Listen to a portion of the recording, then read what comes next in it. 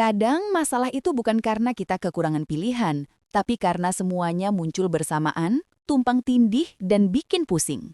Itulah yang sedang terjadi dengan Gizi Indonesia. 3 masalah, 1 negara, dan waktu yang terus berjalan. Sebuah puzzle besar yang sampai sekarang belum lengkap. Di Jakarta, dalam sebuah diskusi menjelang Hari Ikan Nasional 2025, Kemenko PMK mengangkat satu kenyataan yang mungkin sudah sering kita dengar, tapi jarang betul-betul kita pahami. Indonesia sedang menghadapi triple burden of malnutrition, 3 beban gizi yang jalan bareng, seolah-olah bersekongkol menahan kita di tempat yang sama. Asisten Deputi Peningkatan Gizi dan Pencegahan Stunting, Jelsi Natalia Marampa menjelaskan 3 masalah itu. Kekurangan gizi, kelebihan gizi, dan kekurangan zat gizi mikro. Semuanya, ia bilang, terjadi bersamaan. Dan itu bukan sekedar statistik, itu cermin betapa rumitnya kondisi gizi kita hari ini. Jelsi juga menyampaikan satu angka yang makin membesar, obesitas. Dalam beberapa tahun terakhir, angkanya naik, sampai menyentuh 23,4% pada 2023.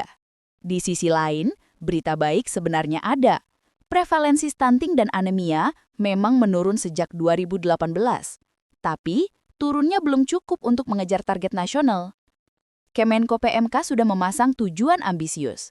Stunting harus turun sampai 14,5% pada 2029 sesuai RPJMN 2025-2029. Tapi untuk mengejar itu, kita butuh lebih dari sekedar janji. Kita perlu memperbaiki cara masyarakat memenuhi kebutuhan gizinya. Disinilah Kementerian Kelautan dan Perikanan, KKP masuk.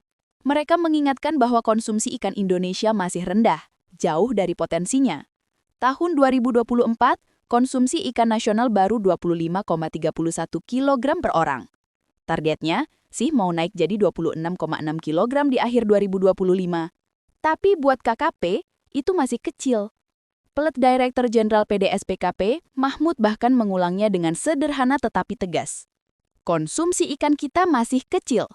Dan memang begitu adanya. Karena itu, Kemenko Pangan juga ikut mendorong peningkatan konsumsi ikan lewat berbagai kebijakan.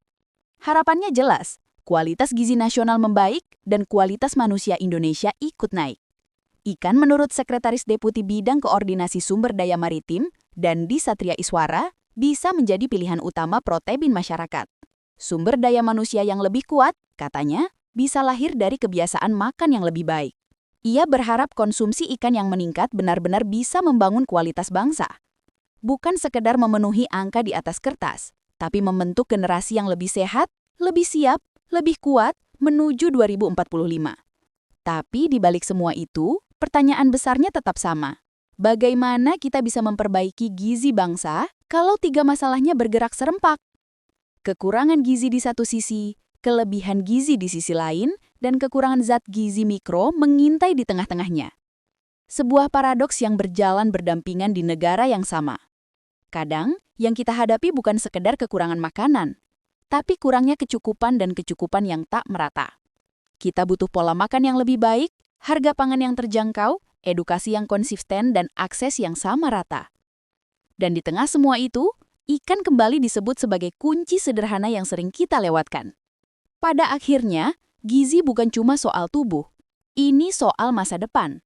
Soal apakah generasi emas 2045 benar-benar bisa jadi emas atau hanya sekedar slogan yang lewat. Jadi, apa kita siap mengubah pola makan kita? Atau kita biarkan triple burden ini membebani kita sampai 2045 nanti? Gimana menurut kalian? Tulis pendapatmu di kolom komentar.